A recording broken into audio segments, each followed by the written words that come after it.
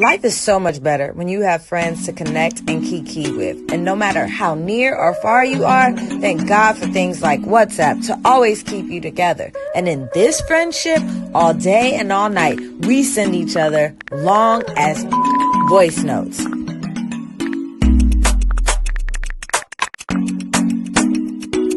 Every day we discuss just about everything, from what we had for dinner, to the music we like, to the men we met, to exercise, and don't forget our absolute favorite thing, insecure. So sit back and relax as these two girls tell you everything about life, love, and all things in between. Welcome to Long AF Voice Notes. Hello, family and friends. Thanks so much for coming back, and welcome to the 5th episode of Long AF Voice Notes. So by now, you guys know us. You guys love us, or at least that's what we think in our head. I am Marty _ San Diego across social platforms with my beautiful co-host. Sarita Braxton, also Sarita Braxton on all social media. And we're just glad that you came back to us today. So let's dive right into this juiciness. Sarita, if you had to grade Insecure Season 4, Episode 5, what grade would you give it? Wow, this is literally everything that I've been waiting for. I'm going to give it an A. Should I give it an A plus? Ooh. Are you in the 90s? I don't know. It was so good. It was so good. Like, I was texting you while I was watching. I'm like, I'm halfway through and I can't stop just reacting from every scene. So, okay, A plus. I'm just going to, it's official. Okay. Yeah, I give it an A too. And you know, for me, that's girl. It took us a while, but you got there. It's there. All right, let's jump right into relationships. Let's go through it. Wow. What do you think? Let's start with Nathan and Issa. Girl. Light-skinned babe made a return. You know, I've been rooting for this the whole season. But I felt like it was a nice ease into light-skinned babe, you know? There was no rekindling of the romance. They had this really cute hug. I know you saw the linger. Mm-hmm. The look on their faces as they hugged each other. But again, social media bringing old bays back into your life. Girl. I find it super interesting. First, Lawrence messaged Issa, sliding in the DM. Issa sees Nathan online. But hey, this is the way that we do things, you know, watching each other's stories, reacting to posts. So I thought that was super cute. I liked the way that they brought him back.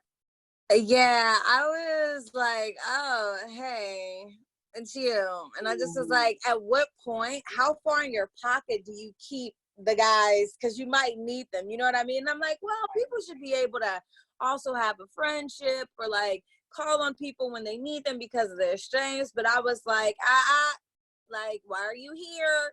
I was like, yeah. But we know why he ended up being there in the long run. But the one thing I didn't like, he wants VIP access. Boo-boo, we're not together. We don't talk. Pay for my stuff. Thank you.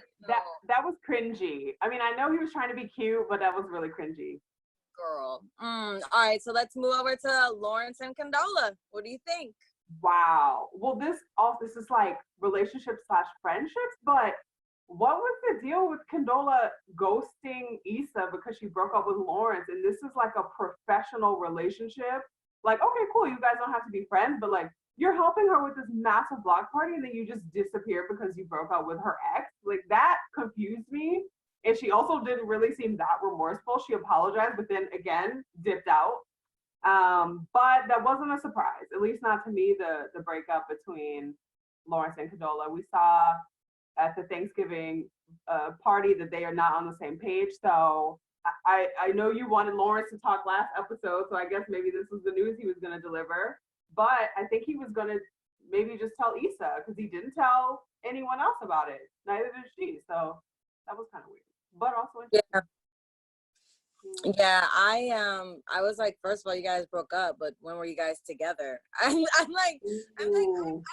confused now, and it's so interesting to see because in the past, I used to have this problem right before I hit maybe 30, where I was like, oh, if me and this person are talking every day for 4 months, we're together. You know what I mean? I still had that mindset. And like, people have to watch what they say. But I was like, Condola, how do y'all break up when y'all wasn't together? Like, y'all wasn't boyfriend and girlfriend. To our knowledge, you guys were dating, especially since her homegirl was like, y'all were just, you're a thing, Lawrence. I'm like, a thing is not a boyfriend. You know what I mean? Like, a thing doesn't have to invite himself over. So I'm like, y'all broke up. And I'm like, it was y'all. But I'm just like, whatever.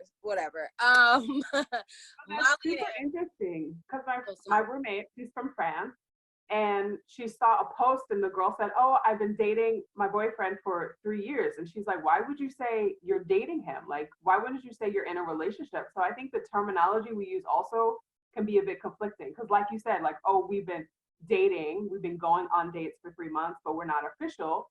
Or you could say like, yeah, I've been dating him for 3 years and that's my boyfriend. So yeah, there's not really, they're not making the relationship super clear, except for Molly and Asian Bay, Andrew, which we heard this episode that they are in a relationship. That was his girlfriend. He introduced her. I was like,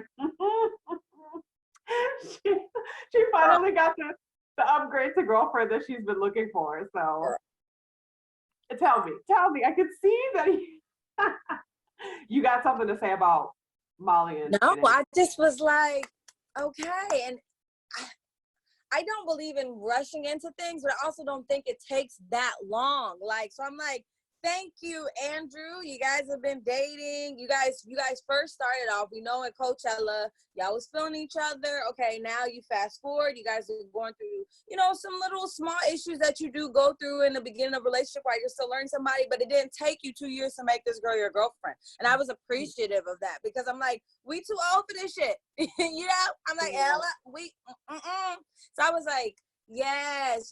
And I loved the dynamic of their relationship through this whole episode. You know what I mean? I don't know if y'all caught it, but he was stroking her arm, and I was like, come on, physical touch. PDA.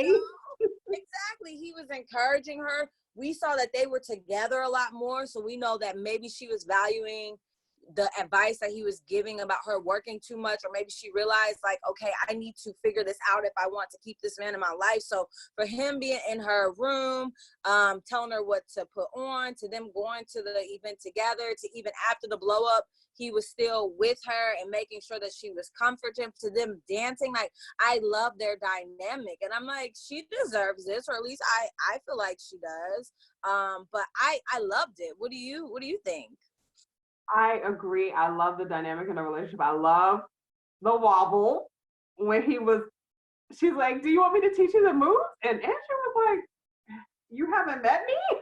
Baby girl. She's like, I've been going to cookouts since 2005, honey. I've been invited, So I love that. But I was a little torn at the end. Like, I love the support. I love him standing by his woman, because maybe we don't see this enough. Like, even whatever you think about whatever your girlfriend did, like, you support her, you're there for her. And at the end, like, I didn't really appreciate the coddling. I felt like he sort of coddled Molly after that blow up, and I don't feel like, I mean, maybe it was too soon afterwards, but I don't feel like anyone was like, do you feel like this was an appropriate response to the situation? And I don't know if that's going to be an issue, but of course, like, you want your partner to support you, but I also feel like they need to bring you back down when you get a little heated. But for him, he was just more about apologizing and smoothing things over, which I also appreciate. I guess maybe it wasn't the right time to be like questioning the way she nuffed if she bucked at Issa. Girl, I was like, is this Insecure or World Star? I was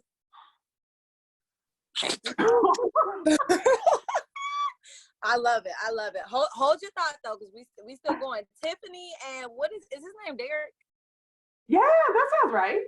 Tiffany and Derek, possibly. What do you think? Girl, I don't know. I can't help but love him. I mean, Tiffany's a mess, talking about where's the frosé, but I thought they were, I don't know. I love yin to her yang. Like, she's like, I'm here turning up, mommy's day out.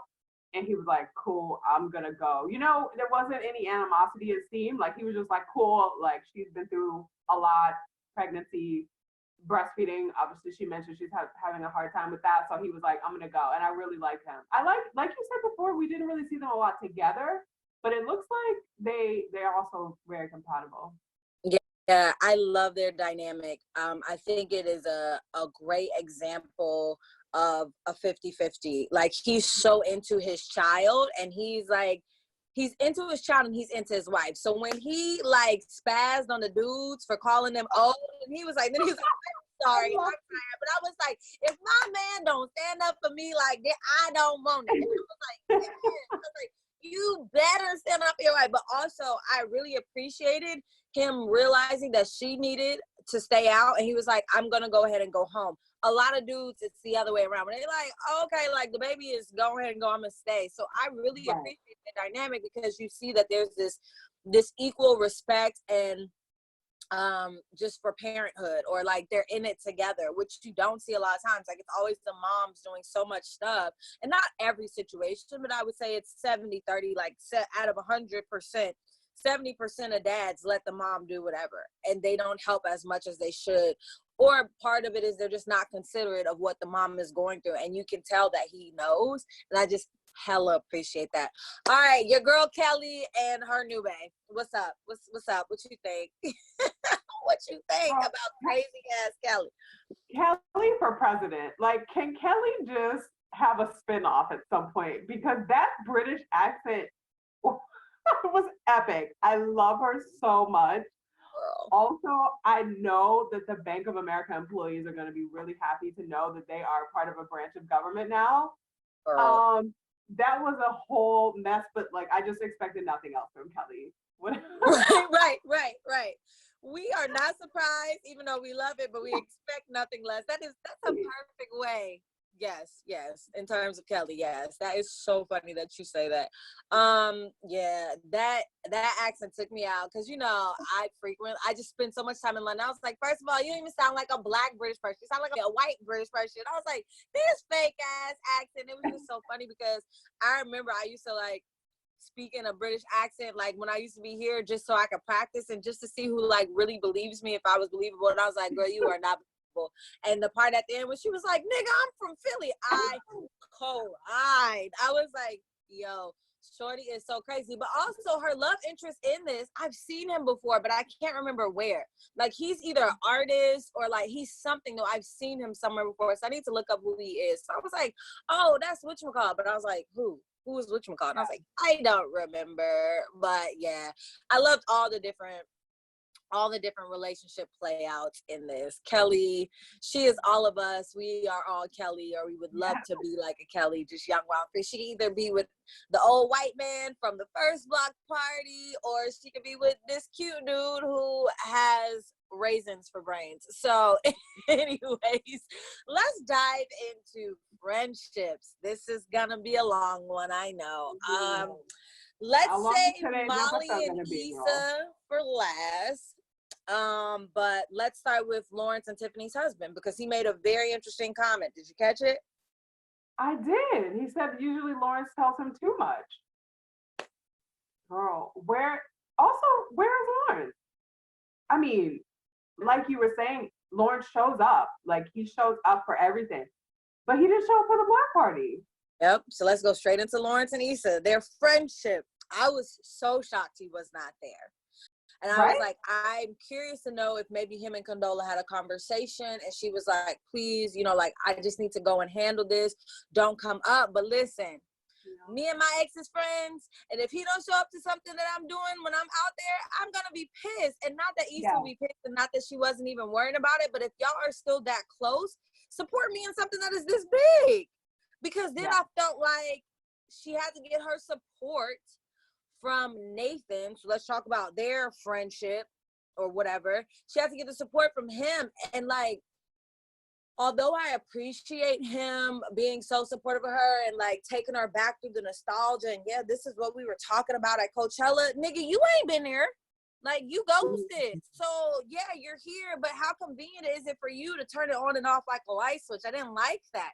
And I was like, if you are friends with somebody or you build some type of relationship before you guys are intimate, it should still be that way, or keep that same energy. So I didn't appreciate that. I'm like, yeah, you can't keep running in and out of my line. Like, no. Oh. Sit your ass, like, boy. Like, I can literally see you singing that during that scene as well. I was like, what do you think? Okay, he wasn't with her when she was shooting in the gym, but I don't know. I like the purpose of him being there just to remind her how far she's come when she was talking about it. And because I think we can talk about this in other ships, but they address this, you know, because I'm the only one who watches the wind down. They address this imposter syndrome. Like you always feel like you're not qualified, even when something's happening, even when you are you've literally achieved your goals, you still feel like when he said, oh, you got the donut sign, she was like, oh, you know, like they don't actually have donuts there. Like I felt like she was kind of undercutting herself. She wasn't as confident, even though she put on this amazing event with incredible music. And I also want to know your thoughts on the music, because, you know, it was supposed to be supporting Inglewood artists and everything. But I love that he was there to be like, no, look how far you've come and how much you've accomplished and everything that you put together. Whether or not it looks like a farmer's market, because there's nothing but white people here, it doesn't matter. Like that is a massive feat. And I like just his purpose of being there to be like, look where you started from and now you're here. Yeah, I just wish it was Lawrence. That's all. I just wish it was Lawrence. It's the same, because he was, you know, they was at Coachella. He was like, start your own thing, you know. So Lawrence wasn't at Coachella.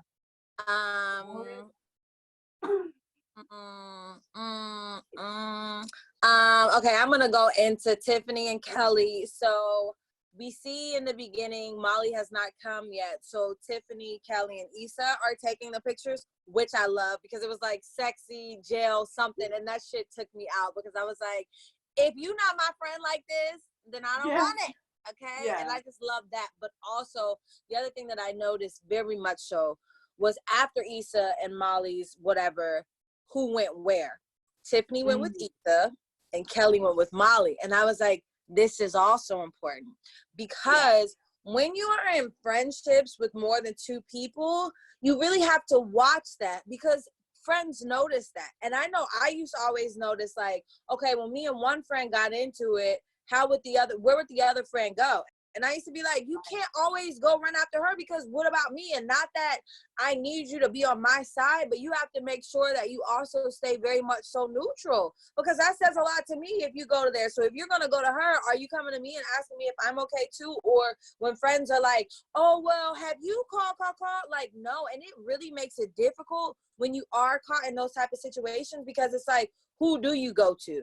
Or how do you make sure that you're there for both of the friends? Because some friends coddle friends, like you're just saying with Andrew and Molly, but I'm like, I feel like Tiffany and Kelly shouldn't have gone with either one of them. Although I appreciated it because somebody needed to check on both of them, yes. But I'm like, you can tell also that Kelly and Molly are very much closer, because this is not their first time where they've had a moment. And I'm like, this speaks volumes to me, at least. And it's like, well, maybe Kelly, and it made me want to know the dynamics of the friendship. I was like, maybe Kelly came into the group through Molly, so they already had their separate thing. And maybe Tiffany came through the group for Issa, and now they all hang out together.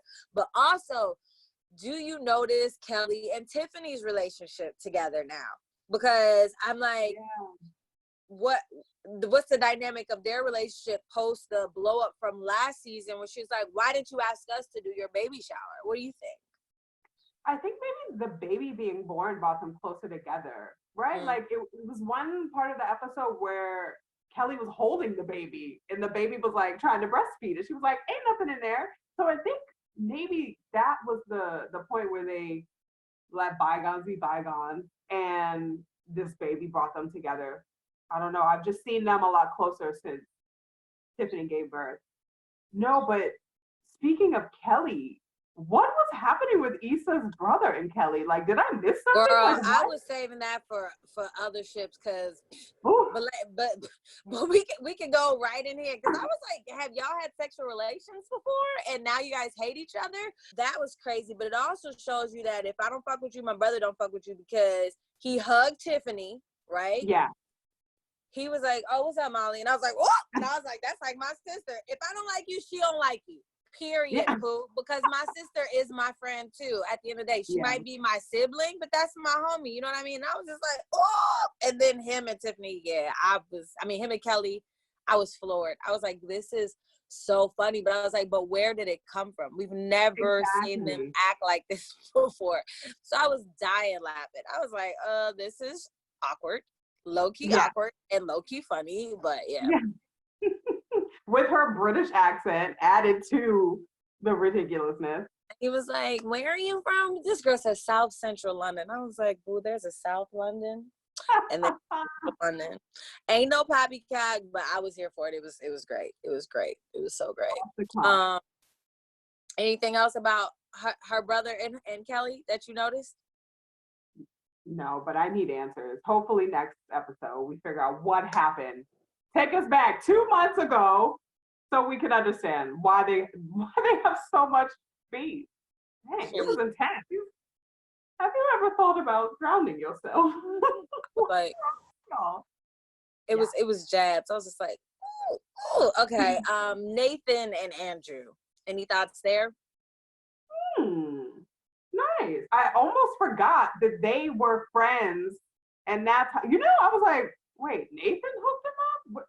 Oh yeah, that's right. They were roommates. That's how Molly met him. I mean, I don't know. This might be a controversial stance, but I appreciate that Nathan was the one to go to Andrew just to save Issa from a massive failure of not having a headliner at this event. I know that this was obviously not good for the relationship part for Molly and Andrew, but I feel like they are friends. They live together. He is talking to Issa, offered help, or she asked for help, etc., whatever. Takes Molly out of the situation and they're friends. He asked his friend, "Hey, what's up? Can you reach out to this artist manager for me?" And I don't know. I felt like also maybe this was his purpose this episode, or coming back, was to like help Issa put this whole thing together. Yeah, I'm like, they have that relationship so he can go to him in times of need because they know each other. But yeah, but also though, I'm like, so I'm just curious, and I'm curious to see how this is gonna formulate. All right, main event, Issa and Molly. Whoa, girl. I mean, wow, right? But this is the culmination of not talking about it. When you have an issue, when it starts, you have to get to it, because girl, now we understand that I don't fuck with Molly anymore, that they opened the season with. But I text you. I was like, is Molly canceled? Or I mean, I know we're trying to get out of the cancel culture, but I just felt like her response, like when she said, "You stabbed me in the back," I was like, okay, now I understand you wanted to preserve your relationship and you didn't want her asking him for favors through you, right? But you didn't say like, don't ask him through his friend. You got to be more specific. You like, don't ask him in any shape or form, find someone else at Live Nation. But I understood Issa's comment as well. It's like, you have this new relationship and you see me working really hard to put this event together. And that is more important for you to preserve the sanctity of this relationship than helping me by asking him to send an email. And he's like, that's all I did. I just sent an email. Like, he made no gallant effort to connect Issa with Vince Staples, which I didn't realize he was such a hit, but like, I live in Europe now, so. But no, I just felt like Molly's response was really over the top. The part where she stepped to her, had her hand in her face, I'm like, it's not, to me, it's not that serious. And you're at her event in public, loudly yelling at her. And was she the one that somebody thought had a gun? Like, you see how your reaction can really like completely ruin a situation. So I don't know. What do you now? I'll let you tell me. So I think I'm the only person who's on Molly's side during this one. And I'm not on Molly's side in terms of time and place, because that was not the right time or place. But I am on Molly's side when I say that Molly has been trying to speak to Issa to diffuse this whole situation. And because I have a friend that internalizes things and then is a volcano when shit hits the fan, because that's all she can take, I understood even though I did not agree with it. But just like you said, this is what happens when you are constantly putting stuff off. You can't put stuff off with your friends because it will blow up in the times that you don't think. And also, I did not appreciate the shit that Issa was saying to Molly. They both said fucked up shit, but don't be like, if this shit with Andrew don't work out, it ain't gonna be my fault. Like, bitch, don't bring him into it right now. Like, that was too much. I did not think that Molly should have called Issa a bitch.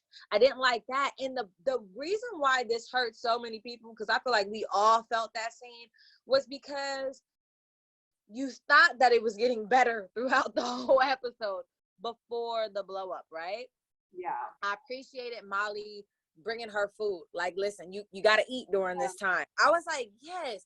And even though, like, you know, they're doing a wobble at first, Issa's like, like, then afterwards, then they get into it, and then Issa's like, and I'm like, that's how your friend should hype you up. That's how you should feel when a wobble comes on. But I also didn't agree with, do not talk to the nigga who ghosted you about your best friend before you talk to your best friend about it. Why are you on the phone with Nathan talking about, I don't fuck with Molly? Do Molly know you don't fuck with Molly? So why do you feel okay talking to him about it, but you don't feel okay talking to her about it? He hasn't talked to you in who knows how long, technically, because we don't know, but in our heads, 18 months. Yeah, exactly. In our heads, 18 months, and then all of a sudden you don't fuck with Molly. Well, does Molly know that? And I'm just like, I don't like that either. I used to hate when somebody would talk to their boyfriend about me before you talk to me about it. Now I get it. He's around you and he also knows the stuff that's going on. But if I've been around that much longer, then let me know. Now they did exactly the stuff that we talked about, which was they pulled each other's cards. And there was so many punches below the belts, both of them. And I just hated that scene. I hated it so much. And I don't think Molly should have said it at that time, but I do understand why she had her wits in, because it was fucked up. If I set boundaries, like she said, which she did, set boundaries and said, I don't want you to bring him into it, and you still did it, regardless if this was your event or not. Okay, me and you are not on good terms. So just because you felt like I should have helped you, why don't you talk to me first and let us get through what we have going through also, instead of adding it to the plate? So I'm like, they're both wrong in this situation. Is Molly wrong for being upset? No, because she clearly set that boundary. Is Issa wrong for going past Molly through Nathan to get to Andrew? Yes. You could have just dropped the line and said, hey, I just want to let you know I reached out to Andrew anyway, so y'all could have hashed it out then. But you also didn't tell her. And for her to be like, so what's the problem? I think Issa's being so unrealistic by acting like she doesn't understand why Molly is upset. And I'm just like, Molly should be upset. Can I play? No, okay, go ahead. No, go ahead. No, don't lose the thought. Come on. I just want to play devil's advocate because, you know, from what I've seen, even when Molly was at the event, she didn't want to go. She had an attitude. She never really seemed to believe that Issa could pull this off, right? Like, she was making like little, wow, you made so much progress. Wow, you're really putting wow, you got sponsors? Oh, look at this little mixer you put together. This is cute. Like, I just felt like she never really believed that Issa could pull off this event. And I don't know if she wanted to set boundaries in her relationship, or she just didn't have faith that this event was going to go through, and she didn't want the blame or the embarrassment to fall on her if she put Andrew in this situation to reach out to someone and then it turns out to be janky, right? Because you don't want to look like this is, I set you up with some bootleg operation. And I totally understand, like, they definitely should have talked about it, but I don't feel like Molly was true to herself when on Thanksgiving, Issa was like, oh, can we postpone? If it's really important to you and like understand, like each person needs to make an effort, but you should have been like, actually, no, it's really important to me that we still have this conversation. What about another time? Not just like, do you, girl, and then wash your hands of it. Like, I felt like, of course, it's both of them. I'm not saying it's just her, but she is constantly making little digs at Issa instead of pulling Issa aside when they were at Tiffany's house, or when she invited condolences to, Condola to dinner. She should have been like, hey, actually, it's really important that we have a one-on-one. Do you mind telling her, like, no thanks? I feel like she has been sort of like skating by with this attitude so that she can kind of like prove that she's right. You know, like, I don't know if you understand. No, I definitely get it. And I definitely did not look at it in the way that you just said it, where it was a twofold thing, where it was not only am I sounding boundaries, but also if you fail, I don't want it to come back on me. But I want to make the point that Molly's not the only one who didn't believe in Issa. Kelly came out her mouth and was like, I didn't think you could pull it off. And I was like, oh, I remember I wrote that down as a note because I'm like, y'all just out here not believing in Issa. But again, this goes back to what we keep talking about. When friends know you and they know your patterns, and maybe Issa's always been the one to try to get things, and they're like, she's gonna be the same old Issa. But so yeah, I get that actually, but I didn't think of it that way. But I still, like, if she set that boundaries, don't cross them. And that's just my opinion, obviously. And we agree to disagree on this topic because we didn't agree last episode either. And I just see so many people like Molly, and I'm like, it's not all Molly. Like, yeah, it's no, not all it's not. Molly. I'm just like, I thought Issa was wrong, but also, just like the black man said, niggas can't never have nothing, because it was too much. I was just like, oh my God, like, this could have been, it was going so well. I just was like, oh wow. And then it rained. Like, on top of everything. Why not? Just go ahead and bring that 10% rain. Just bring it, because this is a wrap. And I feel, I mean, maybe I just like sympathize with Issa, you know, being the little engine that could, trying to get her event going, her block party going. All she wanted to do is put this block party together. She did it. And you really want your friends, if who else, to support you and hype you up, even if it seems like it's against all odds. Like, yeah, girl, you gonna put this block party together, but right. I sympathize with maybe the headspace that Issa was in, where she felt like everyone was doubting her. Condola ghosted her.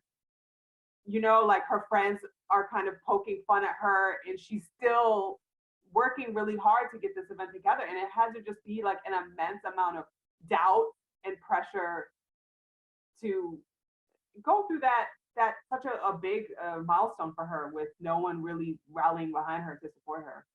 Agreed. I do agree with that also. I definitely do. Yeah, I just other ships. other ships. The assistant. What do you think about the assistant? Girl, all I can think is her nosebleed. I was like, what? I'm just a big fan.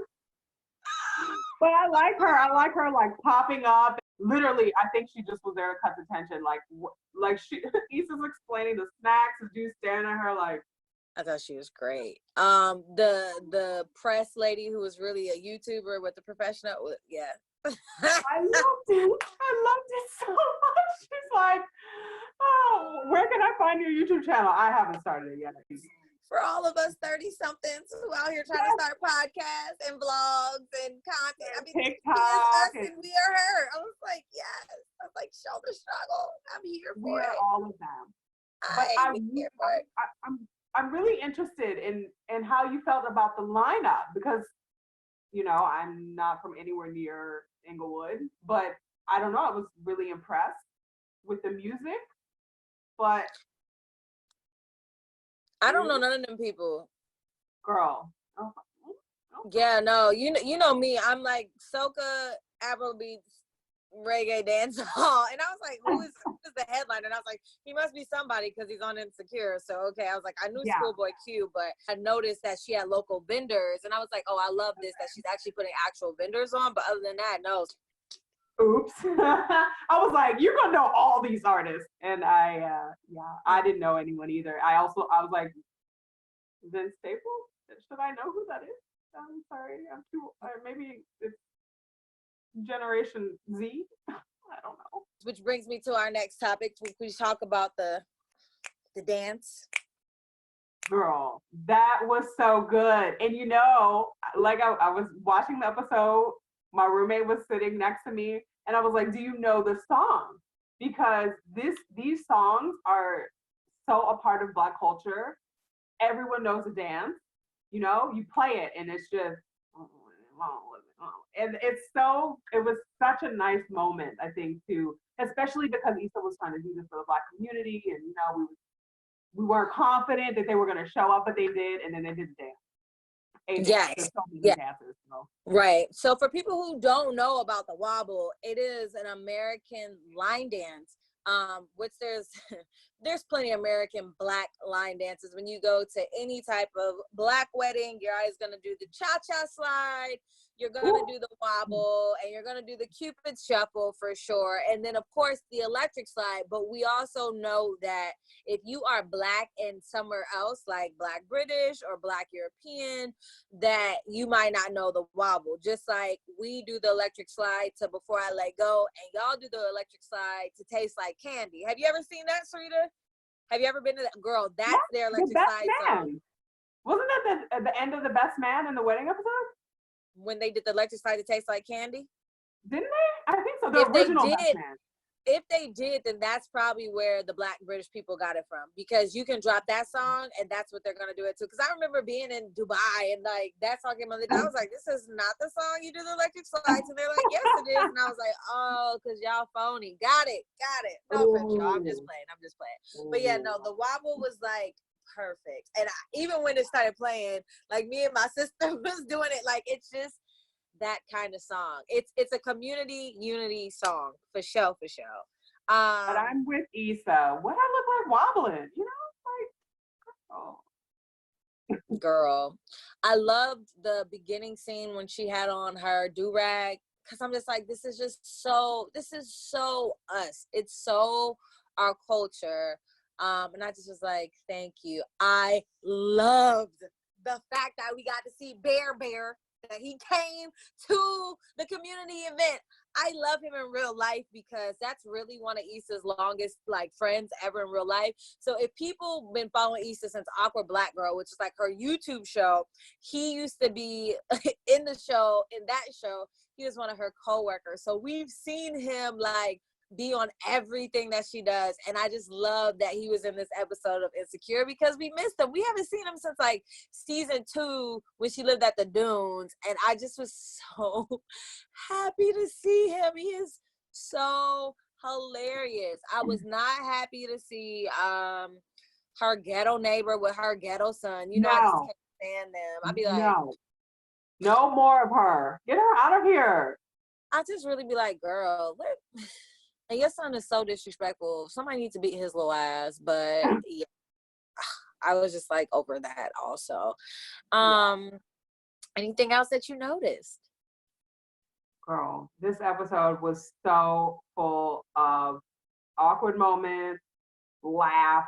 But no, I feel like we covered like a really good. This episode inspired us. And I especially love the part where they was like, get Badu off of here, because it was like so timely considering that Jill Scott and Erykah Badu had just had their battle the night before in real life. And I just was like, I was so mad at that. But you know, it's one of those at every single event. And I just was like, I can't. But then it ends with I'm selling purses in the back. Girl, bye. That's so we got 11 jobs. I was like, okay, girl. And the only other thing for sure is that at the end, I feel like Nathan should have stayed and he left. And I was like, don't let her be like, no, I got it. No, you stay. You just saw the blow up that she had. But then again, I don't think he has the capacity to be able to really, really understand things. And I just was like, that's why you need to leave Nathan where he at. Bring Lawrence back, leave Nathan where he at. Ooh, but yeah, I'm not sure. I'm glad he came back. I'm glad. I think this was the perfect time, space, role for him to come back. But yeah, I'm not sure he's in it for the long run. Nah, bro. But yeah, if that's it, guys, comment, like, share. Let us know what you think. Let us know if you are on Issa's side, Molly's side, both their sides. Let us know because there's so much there, and it really is leaving us on our toes for this next episode. So if you want to find us on social media, Sarita, where are we at? Girl, it sounds something like Long AF Voice Notes on Instagram. Follow, like, share, comment. Yes, all of that. And make sure you share this with your family and friends. Thank you guys so much for tuning in. We can't wait for episode 6. Make sure you come back and find us here next week. Peace. Bye. Bye.